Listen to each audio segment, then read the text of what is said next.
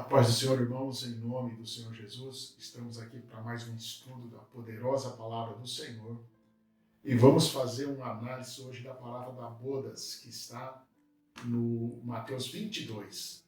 Vamos fazer um estudo dessa parábola e trazer um entendimento para os irmãos. Se os irmãos gostarem, compartilhem o vídeo para que a gente possa alcançar mais pessoas e informar mais pessoas da verdadeira palavra do Senhor em nome de Jesus. Amém? Então abra aí Mateus 22, para a honra e glória do nome do Senhor. O versículo 1 diz assim: Então Jesus, respondendo, tornou-lhes a falar em parábolas, dizendo. O Senhor usava muitas parábolas para deixar o ensinamento firme, fixado, para que pudesse entrar com mais facilidade no coração das pessoas. O 2 diz assim: O reino dos céus é semelhante a um certo rei que celebrou as bodas do seu filho. Bom, o rei é o Senhor Deus poderoso, Deus Pai, e o Filho é o nosso Senhor Jesus. Amém? Enviou seus servos a chamar os convidados para as bodas, mas estes não quiseram vir. Bom, já na antiga aliança, né, o Senhor com os seus profetas chamam para a verdadeira palavra, não para a religião. Amém? Mas o homem, cheio de pecado, ele recusa a fazer uma mudança de coração, não pelos costumes ou tradição, mas de coração verdadeiramente, como todos nós precisamos fazer. Depois enviou outros servos, dizendo: Dizei aos convidados: Eis que tenho o meu jantar preparado, os meus bois e cevados já mortos, e tudo já pronto. Vinde para as bodas. Bom, o Senhor chama então novamente estes convidados, para que ele recomeça um anúncio das bodas do casamento do Filho, que é o Senhor Jesus com a igreja, e manda chamar os convidados. Aqui em Joel, é interessante, aqui em Joel nós temos um exemplo bem prático disso daqui. No livro de Joel, o capítulo 2, o versículo 15, diz assim, ó: Se os irmãos prestarem atenção aqui, nós vamos falar de bodas e casamento. O Senhor Jesus e a igreja, e vai apontar para fim de tempos. Amém? As bodas, ela acontece na ressurreição e no arrebatamento, no dia da expiação. Amém? Então presta atenção aqui. Ó. Tocai a trombeta em Sião, santificai um jejum, convocai uma assembleia solene, congregai o povo, santificai a congregação, ajuntai os anciões, congregai as crianças. E os que mamam, sai o noivo da sua recâmara, e a noiva do seu aposento. O noivo sai da recâmara, que é o tabernáculo eterno, o Santíssimo Eterno, onde o Senhor está hoje. Ele é o sumo sacerdote eterno. Ele sai para vir buscar a noiva, para vir buscar a igreja em nome de Jesus. Amém? Entendido aí? Glória a Deus.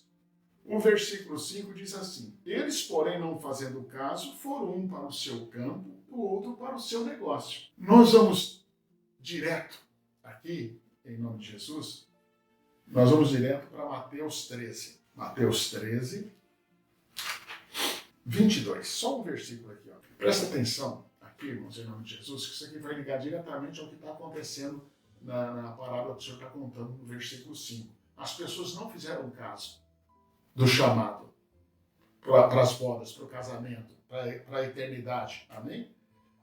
E o que foi semeado entre os espinhos é o que ouve a palavra. Mas os cuidados desse mundo, que é os negócios deles lá, e a sedução das riquezas sufocam a palavra e ela fica infrutífera. Amém? Os irmãos entenderam isso aqui? O que nos tira da presença do Senhor são esses cuidados exagerados com as coisas do mundo. Nós temos que se preocupar com a palavra e com o Senhor. As demais coisas ele acrescenta. Versículo 6 diz assim: E os outros, apoderando-se dos servos, os ultrajaram e mataram. Isso aconteceu muito ao longo dos evangelhos, e muitas pessoas, nós conhecemos as histórias, morrerem por causa do evangelho. Aqui em 1 Reis, no capítulo 19, o versículo 10 diz assim: Aqui é Elias falando ao Senhor. Tenho sido muito zeloso pelo Senhor Deus dos exércitos, porque os filhos de Israel deixaram a tua aliança. Derrubaram os teus altares, mataram os teus profetas. A espada, e só eu fiquei, e buscam a minha vida para me atirarem. Amém? Então, ao longo desses tempos, nós vamos precisar entender isso, que nós vivemos num sistema religioso, sempre vivemos num sistema religioso. É só olhar a história da igreja, até o tempo do Senhor, quando ele chegou aqui, tinha um sistema religioso. Quando ele voltar agora, o sistema é religioso. E ao longo desse tempo, o sistema religioso não aceita a palavra. Ele encaixa algo parecido na palavra, mas não a palavra santa, que o Senhor quer que nós entendamos e colocamos em nosso coração. E fazemos uma mudança de coração, não só de boca. Amém? Em nome de Jesus? E para os irmãos, alguns profetas, que aqui o profeta Elias tem citado a morte dos profetas do tempo dele, que morreram muitos através da Jezabel. Acabe era um rei muito fraco, né? E ele casou com Jezabel, que era de Tiro. Ela tinha um outro Deus. O Senhor tinha dito para não fazer, mas não houve obediência. E ela se impunha sobre ele. Ela é, inclusive, Jezabel, a ponto para a Babilônia no fim dos tempos. Por quê? Porque ela, Jezabel, controlava a igreja. Lá numa das igrejas de Apocalipse, das 7 igrejas, o Senhor fala do espírito de Jezabel na igreja, porque era o espírito de Jezabel, daquela Jezabel, está apontando para o Apocalipse. Aquilo que ela fazia com os profetas lá atrás. Amém? Em nome de Jesus? Então aí morreram nesses tempos, o próprio Senhor cita Zacarias, o próprio Ezequiel, Isaías, Jeremias, né? O próprio Senhor também, que morreu por nós na cruz. Glória a Deus. E o versículo 7 diz assim: E o rei, tendo notícia disto, encolorizou-se, e enviando seus exércitos, destruiu aqueles homicidas e incendiou a sua cidade. Se os irmãos se lembrarem da história aqui, está em Mateus, aqui na frente um pouquinho, ó, Mateus 24:1, está aqui na próxima página. 24:1 diz assim: Quando Jesus ia saindo do templo, aproximaram-se deles os seus discípulos para lhe mostrarem a estrutura do templo. Jesus, porém, lhes disse: Não vede tudo isso? Em verdade vos digo que não ficará aqui pedra sobre pedra que não seja derrubada. Isso aqui foi nos anos 70.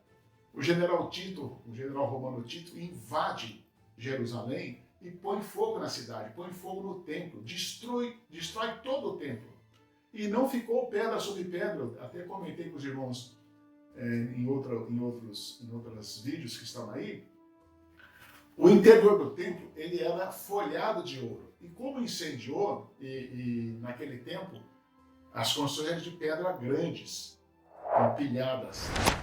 E o ouro entrava assim nas gretas das pedras. Então, os soldados puxavam as pedras para pegar o ouro que estava ali. Amém? E literalmente não ficou pedra sobre pedra. Glória a Deus. Aleluia. Versículo 7.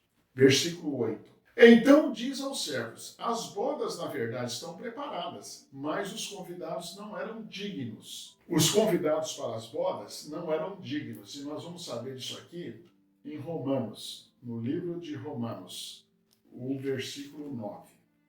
Romanos 9. Em Romanos 9, o versículo 22, diz assim: E que direis se Deus, querendo mostrar a sua ira e dar a conhecer o seu poder, suportou com muita paciência os vasos da ira, preparados para a perdição? Os vasos da ira citados por Paulo aqui são exatamente as pessoas religiosas, que controlavam o sistema religioso, e todas aquelas que participavam desse sistema religioso. O Senhor suportou aquilo para que o Filho dele pudesse fazer a obra. E com o sangue dele, criar um novo tempo. Esse tempo é o tempo da igreja espiritual que nós vivemos hoje. O 23 diz assim, ó: Para que também desse a conhecer as riquezas da sua glória nos vasos de misericórdia, que para a glória já dantes preparou. Os vasos de misericórdia, então, eram os gentios e a casa de Israel voltando, fazendo uma nação de tudo isso. Somos nós, a igreja espiritual hoje. Amém? Então nós temos que estar atento, ir para a palavra, para que isso não aconteça conosco aí na frente. Glória a Deus. Versículo 9, irmãos, então, em nome de Jesus, o versículo 9 diz assim: E depois a saída dos caminhos, convidai para as bodas todos os que encontrares. Então aqui começa a igreja espiritual. Amém? E todos saem pelos caminhos evangelizando. Uma nova aliança que o Senhor tem dado no sangue dele. E as pessoas têm que nascer nessa nova aliança de novo. Glória a Deus. Versículo 10. E os servos, saindo pelos caminhos, ajuntaram tantos quantos encontraram, tanto os maus como os bons. E a festa nupcial foi cheia de convidados. Bom, irmãos, isso aqui aponta para a salvação das nações, onde nós vivemos hoje. As nações hoje é conhecido como Casa de Israel. A Casa de Israel está espalhada no mundo inteiro. A Casa de Israel é descendente das 10 tribos do norte que foi aprisionada na Síria e nunca voltou. Se espalhou para o mundo todo. Eles tinham a promessa de Abraão, mas não voltaram. Isso era obra de Deus lá atrás, para que pudesse atingir a todos nós. E todos nós somos Casa de Israel, nós somos das nações. E o Senhor está convidando aqui as nações, bons, maus, todos, para que encham a casa dele. E nós estamos enchendo para a honra e glória do nome dele. Amém? Versículo 11. E o rei, entrando para ver os convidados, viu ali um homem que não estava trajado de veste nupcial. E disse-lhe: Amigo, como entraste aqui, não tendo veste nupcial? E ele emudeceu. Olha, isso aqui, irmãos, está em Apocalipse 20. Abre aqui em Apocalipse 20, o versículo 11. Isso aqui é o grande juízo. Presta atenção aqui. Ó. E viu um grande trono branco, e o que estava sentado sobre ele, de cuja presença fugiu a terra e o céu, e não se achou lugar para eles. Esse trono branco é o Deus Pai, Deus poderoso. E viu os mortos, pequenos, grandes, que estavam diante de Deus, e abriram-se os livros, abriu-se outro livro, que é o da vida, e os mortos foram julgados pelas coisas que estavam escritas nos livros, segundo as suas obras. Deu o mar os mortos, que havia nele, a morte e o inferno deram os mortos que haviam nele, e foram julgados cada um segundo as suas obras. E a morte e o inferno foram lançados ao lago de fogo. Esta é a segunda morte, a morte definitiva, porque ela é a morte espiritual. E aquele que não foi achado escrito no livro da vida foi lançado no lago de fogo. Então está aqui o versículo 11 e 12, quando o Senhor entra e ele encontra uma pessoa não preparada para estar ali. Amém? E vamos ver o que acontece então com essa pessoa. Versículo 13. Disse então o rei aos servos: Amarrai-os de pés e mãos, levai-o e lançai-o nas trevas exteriores. Ali haverá pranto e ranger de dentes. Aqui atrás um pouquinho, Mateus 8. Mateus 8, versículo 11. Diz assim, ó: Mas eu vos digo que muitos virão do Oriente e do Ocidente, e assentar-se-ão à mesa de Abraão, Isaque e Jacó, no reino dos céus. Esse virão do Ocidente e Ocidente é a casa de Israel. Ocidente, Oriente, do Norte e do Sul, é a casa de Israel espalhada no mundo todo. E os filhos do reino serão lançados nas trevas exteriores. Ali haverá pranto e ranger de dentes. Aqueles que estavam no sistema religioso, que fizeram da palavra do Senhor um sistema religioso e não transformaram a sua vida verdadeiramente na palavra, eles serão lançados no inferno, segundo a palavra do Senhor aqui. E para a gente encerrar o último versículo, diz assim: Porque muitos são chamados, mas poucos escolhidos. E aí nós vamos em Mateus 7, o versículo 13. Entrai pela porta estreita, porque larga é a porta e espaçoso o caminho que conduz à perdição, e muitos são os que entram por ela. E porque estreita é a porta e apertado o caminho que leva à vida, e poucos são os que o encontram. Irmãos, aqui está a análise, o estudo que eu fiz dessa palavra do Senhor, para levar informações poderosas para os irmãos terem entendimento verdadeiro da palavra do Senhor. Amém? A palavra do Senhor é poderosíssima em informação e tem muitas informações aqui, que todos nós precisamos para esses tempos que estão chegando aqui, tempos difíceis aí na frente. Deus te abençoe, Deus abençoe a sua família, Deus te abençoe o entendimento, te abra o entendimento, te dê sabedoria, a palavra poderosa e você não desvie dela, nem para a direita nem para a esquerda, em nome de Jesus.